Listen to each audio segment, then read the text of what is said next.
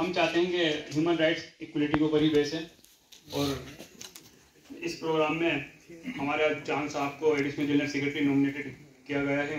और ये एक टाइटल नहीं है बल्कि एक जिम्मेदारी है, और जिम्मेदारी उसी को दी जाती है जो जिम्मेदारी को सही तरीके से निभा सके। और हम बाकायदा चांद साहब से पर्सनली बहुत ताल्लुकात से जुड़े हुए हैं, और वो इतना काम करते हैं, शायद इस एज के अंदर आके हर कोई यंगेस्ट लोग होगा, हम देखते हैं यंगेस्ट लोग होगा, तो वो लोग भी इतना काम नहीं कर रहे हैं जितना चांद साहब इस सोसाइटी के लिए, देश के लिए और हर अलग अलग स्टेट्स के अंदर बहुत काम कर रहे हैं क्राइम को रोकने के लिए। तो ये एक टाइटल नहीं है, ये एक जिम्मेदारी है और ये उम्मीदों का इजहार है। और हम आगाज़ करते हैं कि आज का दिन बहुत खास है, क्योंकि उनकी मेहनत, लगन और लीडरशिप, उनकी मेहनत, लगन और लीडरशिप के बिहाफ के ऊपर ही उनको ये रुतबा दिया जा रहा है। और मैं उम्मीद करता हूँ कि इसी तरह से जो हमारे साथ लोग जुड़े हुए हैं और वो लोग इसको प्रमोट करेंगे और उनकी क्वालिटी और इजहार तशकीन करने जा रहे हैं। Now I would like to introduce our speaker who will share their thoughts on human rights, Mr. Jamshed Alam Sir, Chairman of International Human Rights Protection Council. Please go ahead.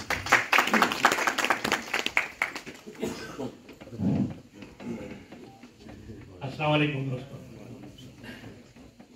अभी कार्यक्रम को हम लोग शुरू करने जा रहे हैं। सबसे पहले जो हमारे साथी हैं जिनको आज कुछ जिम्मेदारियां संभाली दी जा रही है, नियुक्त की जा रही है, उनका स्वागत करके उनको गुलदस्ता और उनको एक लेटर दे करके उसके बाद कार्यक्रम की शुरुआत करेंगे और कल्चर प्रोग्राम भी होगा और फिर स्पीच भी होगी। सबसे पहले शुरुआत दीप वगैरह है क्या? दीप जला देगा।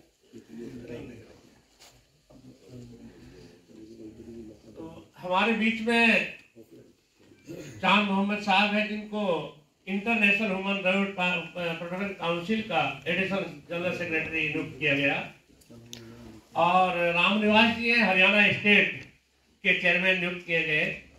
हमारे बीच में आसमा खान हैं, वो भी स्टेज पर आ गए, उनको हमने दिल्ली वोमेन सेल की चेयरमैन नियुक्त की गई। और एक हस्ती और हमारे बीच में है इंटरनेशनल, जो मलेशिया से आए हैं, अब्दुल खालिक साहब, शायद वो नहीं पहुंचे अभी, उनको इंटरनेशनल जनरल सेक्रेटरी नियुक्त किया गया। इन सभी लोगों को नियुक्ति पत्र दे करके और इनका स्वागत समारोह करके उसके बाद कार्यक्रम को आगे शुरू करते हैं। सभी का परिचय भी हो जाएगा। और सबसे पहले मैं थोड़ा सा तारुफ करा दूं, फिर हमारे बदलू भाई कराएंगे। जो हमारे स्टेज में बैठे हैं, सबसे पहले जो चांद साहब हैं, एक अच्छे समाज सेवी हैं, इनको एक जिम्मेदारी ह्यूमन राइट की दी जा रही है। मानव अधिकार वो है जो सबसे जुड़ा हुआ है, मानव और मानव का अधिकार, इंसान हकूक। कहीं भी किसी की आवाज को दबाया जाए वहां इंसान हकूक आगे आता है। मानव अधिकार हम सब लोग नहीं समझ पाते कि हमारा अधिकार क्या है, सरकार में हमारा अधिकार क्या है। हमारी एक वोट से सरकार गिर जाती है, एक वोट से सरकार बन जाती है। आपने देखा होगा पार्लियामेंट में एक बार एक वोट से अटल जी की सरकार 13 दिन गिर गई थी। हमारा सबसे पहला अधिकार वोट का है।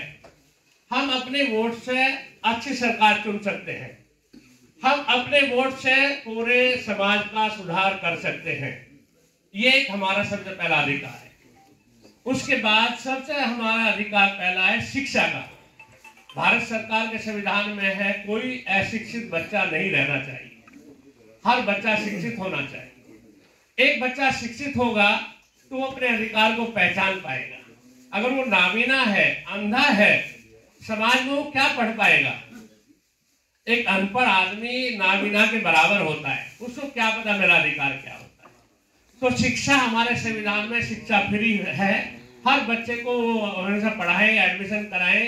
अगर कहीं किसी का एडमिशन नहीं होता है किसी भी स्कूल कॉलेज में, वो हमारे पास उसको लिख करके भेजे, हमारे से मिले, हम उसका एडमिशन कराएंगे।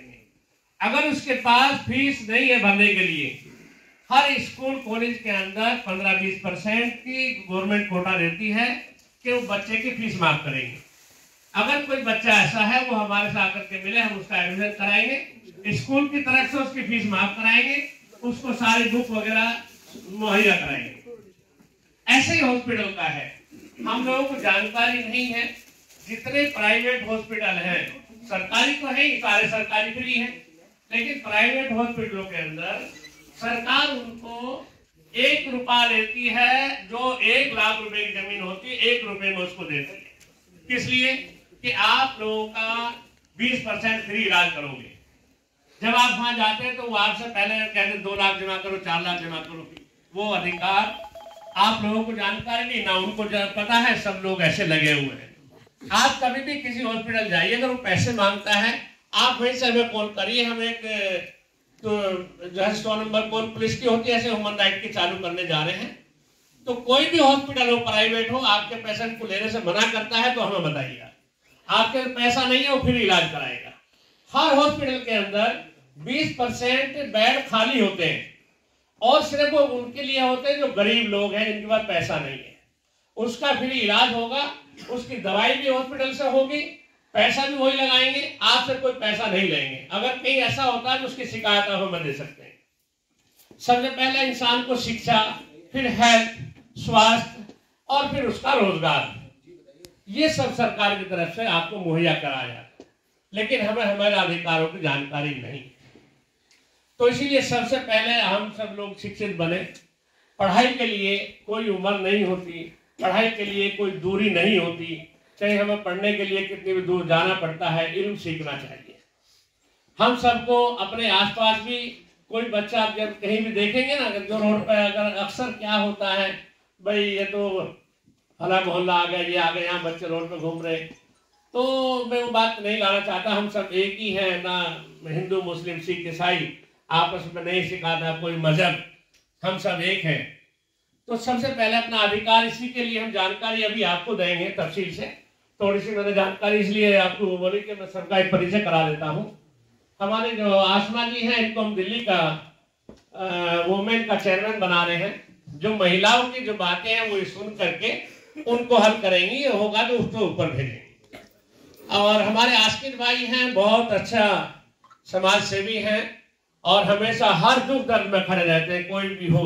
इनका मैंने कभी देखा रात में 12 बजे 1 बजे हॉस्पिटल में यहाँ किसी को लेकर जाना है, कोई परवाह नहीं करते। बहुत अच्छा काम करते हैं आस्किन भाई हमारे। चांद भाई हैं, चांद भाई ने अपनी पूरी लाइफ जो है समाज सेवा में बिता दी, इसीलिए आज इनको ह्यूमन राइट की एक बड़ी जिम्मेदारी दी जा रही है। और मैं उम्मीद करूंगा तो आज उसको बापू भी निभाएंगे और आगे एक अच्छा काम करेंगे। हमारे मतलूब भाई हैं, मतलूब राणा, जो मीडिया के इंचार्ज हैं और जो दिल्ली के स्टार टाइम के चीफ है। मतलूब राणा बहुत अच्छे सुलझे हुए व्यक्ति हैं। और हमारे बीच में राम निवास जी हैं, हरियाणा स्टेट के चेयरमैन को नियुक्त किया जा रहा है। और हमारे बीच में प्रोफेसर साहब शाहिद सिद्दीकी साहब हैं, जमात प्रेसिडेंट लोग समाज के जुड़े हैं। तंसीर अहमद, ये आप सब आपके सामने बैठे, कुछ लोग और आने वाले हैं। अभी हम इनको सब जो है जो पत्र की नियुक्ति दे करके, उसके बाद कल तक पहले सबका जो भी थोड़ा थोड़ा सबका भाषण या आप लोगों से बात करेंगे, गुफ्तगू करेंगे, और फिर कार्यक्रम को हम लोग आगे शुरुआत करेंगे।